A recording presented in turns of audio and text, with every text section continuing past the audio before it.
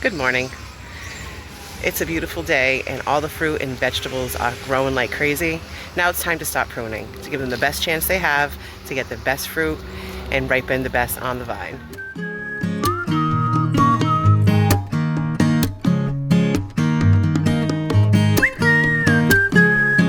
So all these plants have been in the garden now for quite some time. They've done a lot of growing, they've grown a lot of flowers, and a lot of them already have vegetables growing. So when I'm talking about pruning, I don't go through and remove any suckers or too many leaves at the beginning of their growth stage. I put them in the garden, I feed them, water them, and then I just let them grow. I let all the greens grow. If extra suckers grow and I have extra extensions of the plants, I am good with that. That's the way I like to grow. I let them just do their thing. However, at some point, when they start getting all their fruit, I need to give them the best chance they have to get those fruits to ripen on the vine and also produce more fruit. Now to do that, I'm going to remove any excess leaves I do not need. Whether it's squash, peppers, tomatoes, I'm going to remove all the leaves that are close to the bottom of the ground, that might be touching the ground, that are a little yellowy, or just are taking up nutrients from the fruit that are already on the plant. I'll show you an example. Now look at this Romo tomato. We have a ton of tomatoes growing. All the leaves up top, above all the fruit. We still need all those leaves because of photosynthesis. That's how the sun brings all the nutrients it needs into the plant. It's through the leaves. Now below the fruit, there's a ton of leaves that we do not need. Some of them just have a little bit of yellow. Some of them look completely fine, but all they're doing is taking nutrients from going to the fruit or vegetable, whatever you want to call it. They're the same in this instance. The other reason to take all of this off, besides just taking the nutrients away from the fruit that are growing, is some airflow.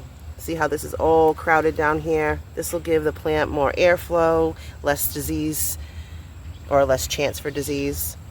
So for the tomatoes, I'm going to take off at least 6 inches from the ground to the top of the leaves, and if I see a lot of fruit growing, I might take off more, but I'll be sure to leave all the top leaves and plenty of leaves for the sun. This is my cucumber, and I'm going to remove all the yellowy leaves. Looks like most of them that I had problems with already took care of themselves. They're just dying back off, and all the new growth is beautiful, so I'll leave all the beautiful new growth and get rid of all the spotty leaves down the bottom. Here's all our bell peppers, and although something like this don't have any fruit yet, I'm still going to remove some of the bottom leaves because they're unnecessary, and that'll allow more nutrients to head up to the part of the plant where I want it to start producing the peppers. I do have some that have peppers, so what I'm going to do is go down and again remove all of that down the bottom to give this a better chance to thrive and for more to grow. These here are my purple bell peppers, and the only bell peppers that I know of that actually grow their color. I was surprised last year by them as well. They stood kind of small like this as well. We'll see what happens. I have some more back here. This one's a little bit bigger, but very soon it starts off as, oh, it's hard to tell on this one, of course. It's going to lie to me because this one's green, but they usually start like a very small little purple pepper, and so I'll go through and take care of those. There's a lot of little babies still coming. I will not mess with that. I'll let those go.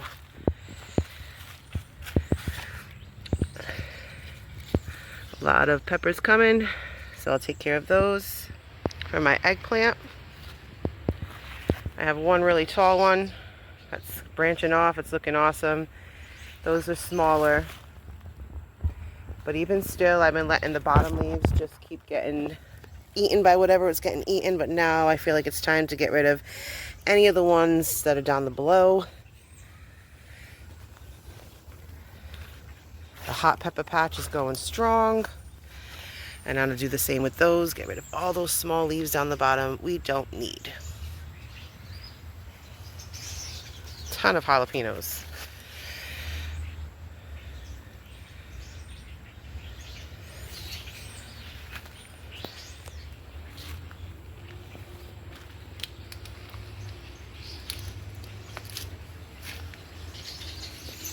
Here's all the squash. All these yellow leaves are gonna go. I'm gonna keep all the top leaves. But if I see any that's covering up like a little fruit I want it to get pollinated, I'll leave it open space for it. But all these look really healthy. Oh, I see another squash coming. So here's an instance where the veggie is started way up here. Is the first veggie I see. So I could remove all the bottom leaves. I'm not going to remove them all because I don't want to leave this too exposed. I especially don't want anything touching the ground. Apparently it's faster for them to get diseases from the leaves touching the ground, and there's diseases in the ground. Oh, I got one small sign of powdery mildew. I got to get rid of that leaf for sure. And we still have morning glories. Stop it.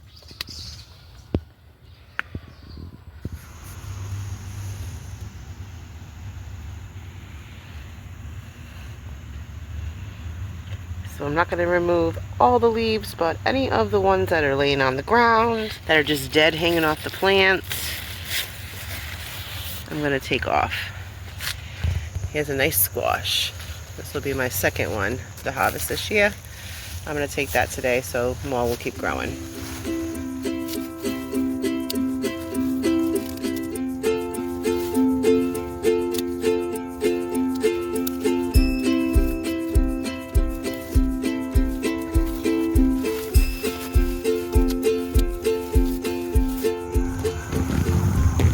Looks like a healthier environment without those unhealthy looking leaves, and now there's more space for airflow.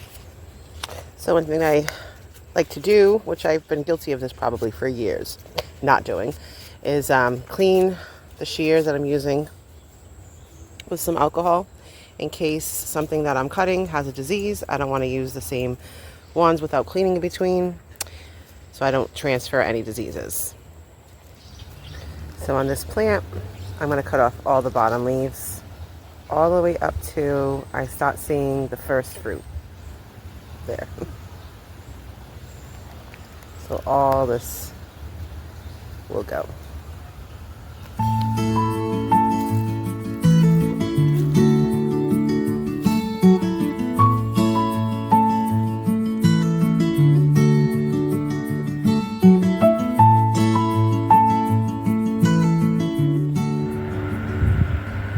These bell peppers are a little bit short, so I'm not taking too much off of them, but still giving them enough room. So I removed about this much on these.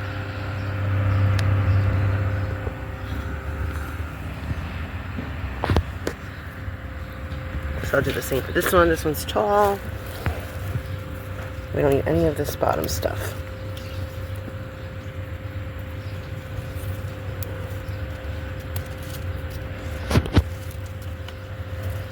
Sometimes instead of using the clippers, as you can see, I just clip them off with my hands.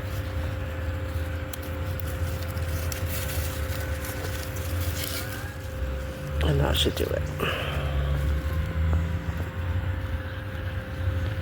So those were the peppers that didn't have any fruit on them yet, but these do.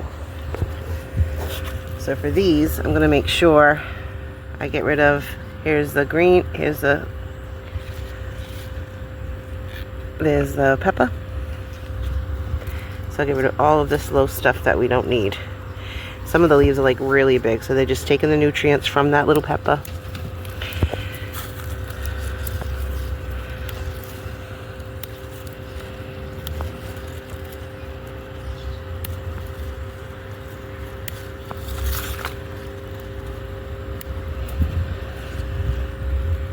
And so I'll leave those there to keep growing. And all of this is gone. This one is branched out in a couple ways, but they both have fruit on them. Little tiny one, so cute.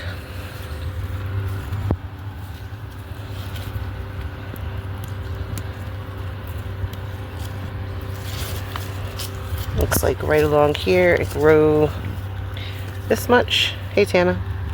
Hi. You're so dirty when you go in the garden. So it branched out this way and that way, so I am not going to be removing anything. This is the plant now. I'm only going to take off the small stuff down the bottom. That's just how I let nature take its course. I don't remove any suckers or any new growth. I just let them do their thing. Until now, when I have to make decisions on getting rid of some leaves. But I do not get rid of any of the extras growth.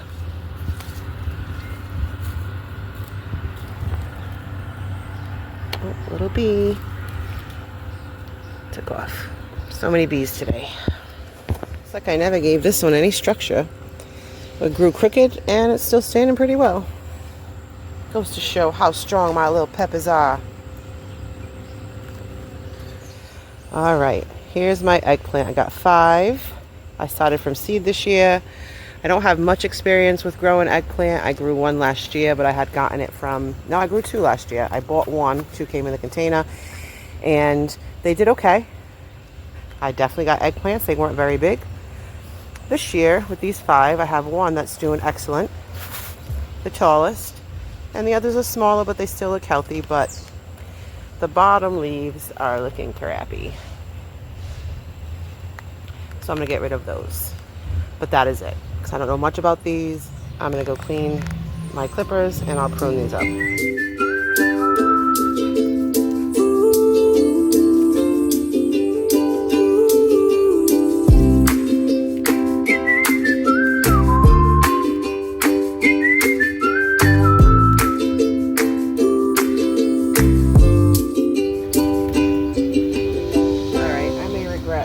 Trimming that too much, but I guess time will tell.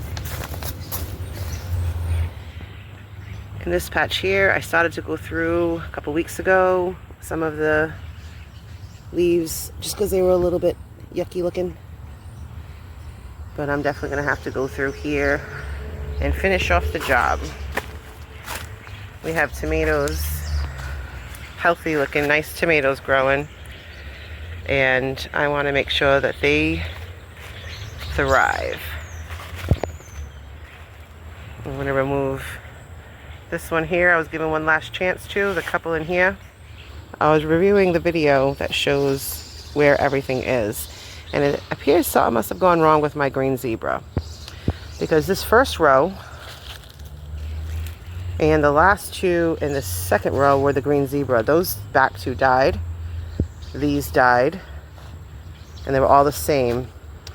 And even this green that's coming this way, I thought was it. It's not. It's part of this one.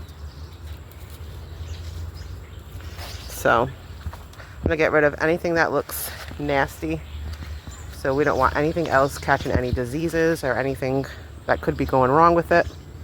And give all the best, and give all the rest the best chance to survive. And another good reason for going through and getting rid of all the leaves we don't need anymore is you discover all new babies. Look at these. Those. And the more I trim, I'm not taking everything, but you see more babies. So anything small that's not doing anything for the plant, I'm getting rid of.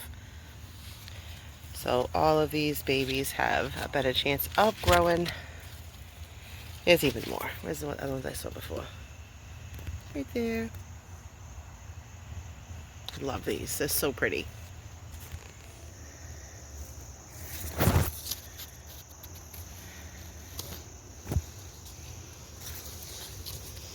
Then as I was also going through and taking off some of the bottom leaves, I discovered some of the plants that I thought were not doing well are doing good. It just tilted over a little bit.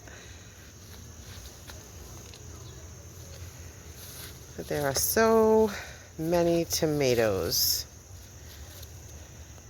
I even found one of their surviving green zebra.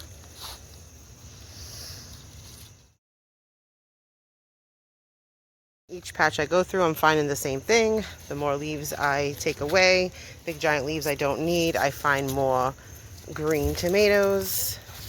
Each of all shapes and sizes. These giant ones. Just a couple of days after coming through and doing some pruning to help these veggies grow more. I'm getting more peppers on all the plants. My eggplants have a ton more flowers. The bell peppers have a ton more peppers coming in, and they're growing. My cherry tomatoes, there was a bunch here. I've already taken some and ate some, but they were delicious. This is the red cherry. And that's just a couple days after pruning the bottoms, and the green tomatoes that were on there ripened right up, and more flowers and more are coming. I've come through and taken off one of the Brandywine pink, and all the other tomatoes are just growing bigger and bigger. So just a little bit of pruning, get rid of the things we don't need, helps the plants come along, helps the plants thrive more, grow more flowers, lets all the vitamins and nutrients that come from the water in the ground and from the plant food go directly to the fruit to ripen and the fruit to blossom.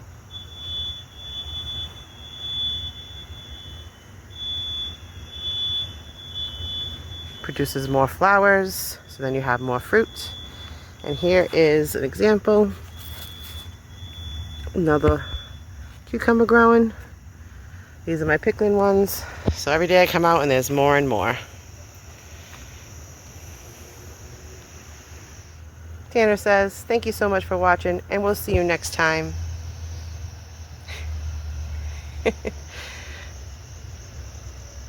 Peace.